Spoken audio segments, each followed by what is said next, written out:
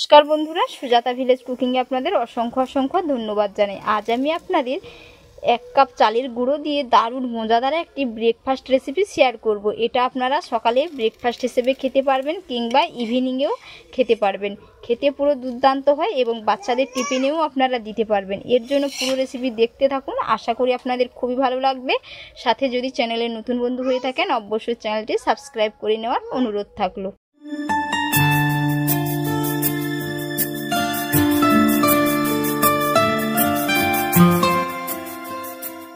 রেসিপিটি বানানোর জন্য এখানে সবার প্রথমে আমি দিয়ে দিচ্ছি একটি মিক্সি জারের মধ্যে 1 কাপ চালের গুঁড়ো। আপনারা এখানে চাইলে চালটাকে ভিজিয়ে নিয়েও বেটে নিতে পারেন।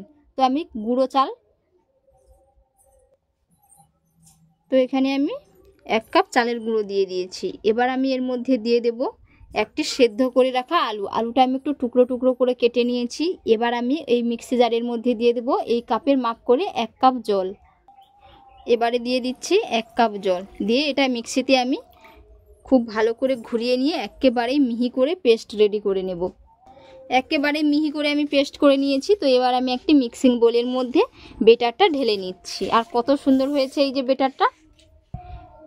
এবার আমি এর মধ্যে কিছু সবজি অ্যাড করে নিব। আর বন্ধুরা, আজকের রেসিপিটা কিন্তু একেবারেই সবজিতেই ভরপুর থাকবে এবং প্রোটিন ভিটামিনেই ভরপুর। এর জন্য এখানে আমি নিয়েছি কিছু ধনেপাতা কুচি, টমেটো কুচি, সাথে গাজর কুচি এবং ঝালের জন্য দিয়ে দিচ্ছি কাঁচা লঙ্কা কুচি। আপনাদের কাছে যদি আরও কিছু সবজি থাকে আপনারা কিন্তু আপনাদের পছন্দ অনুযায়ী সবজি এখানে অ্যাড করতে পারেন। এবার আমি দিয়ে দেব স্বাদ মতো লবণ।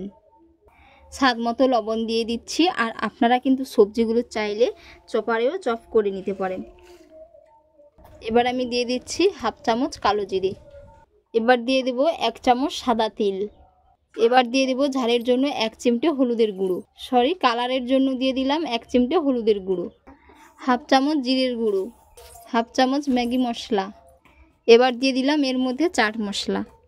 তো এবার আমি সমস্ত উপকরণগুলো একসাথে ভালো করে মিশিয়ে নেব। আপনারা চাইলে আপনাদের পছন্দ অনুযায়ী আরও এখানে মশলা অ্যাড করতে পারেন। বেটারের ঘনত্ব দেখে নিশ্চয়ই বুঝতে পেরেছেন, অনেকটাই কিন্তু ঘন হয়ে গেছে।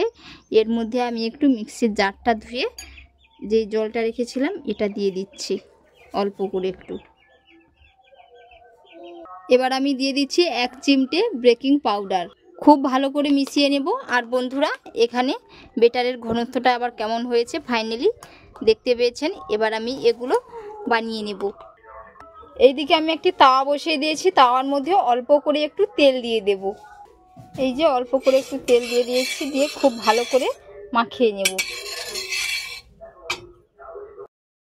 খুব সুন্দর হয়ে গরম হয়ে গেছে। এবার আমি এর মধ্যে 1 হাতা বেটার দিয়ে দিলাম।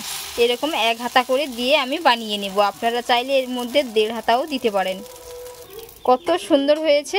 এবার আমি একটি ঢাকনা লাগিয়ে দিচ্ছি। এইভাবে আমি 1.5 মিনিটের জন্য ঢাকা চাপা দিয়ে রেস্টে রেখে দেবো। 1.5 মিনিট পরে দেখাবো কেমন হয়েছে। 1.5 মিনিট হয়ে গেছে। এবার আমি ঢাকনা খুলে দেখে নেব। এই যে কত সুন্দর হয়ে সাইডগুলো জালি জালি হয়ে যাচ্ছে, দেখে নিশ্চয়ই বুঝতে পেরেছেন, যেহেতু এর মধ্যে আমি বেকিং পাউডার দিয়েছিলাম। এবার আমি আস্তে আস্তে ধীরে সুস্থে উল্টে নেব।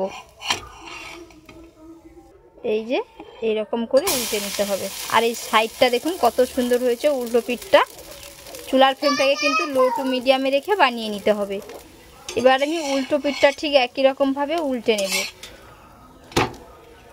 এই যে কত সুন্দর কালারটা এসছে বন্ধুরা। এবার আমি কিন্তু এটা তুলে নিব। আর খুব সুন্দর হয়ে কিন্তু এই যে জালি জালি হয়ে গেছে।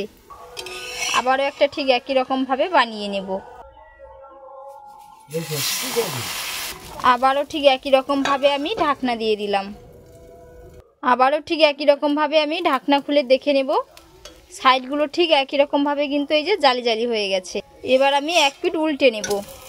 এই যে উল্টো পাশটা কিন্তু দারুণ সুন্দর হয়েছে। এগুলো যদি আপনারা একটা খান কিন্তু একটা খেলেই আপনাদের পেট ভরে যাবে, এতটাই সুন্দর হয়েছে এবং খুবই বড় বড় সাইজের হয়েছে। এটা ঠিক একই রকমভাবে তুলে নিচ্ছি। হয়ে গেছে। এক এক করে কিন্তু আমি সমস্তগুলো বানিয়ে নিয়েছি। আর কত সুন্দর হয়েছে দেখে নিশ্চয়ই বুঝতে পেরেছেন। আর এতক্ষণ পুরো রেসিপি দেখার জন্য আপনাদের অসংখ্য অসংখ্য ধন্যবাদ থাকলো। আপনাদের সাথে নেক্সট অন্য একটি রেসিপিতে দেখা হচ্ছে। ভালো থাকবেন, সুস্থ থাকবেন। ধন্যবাদ।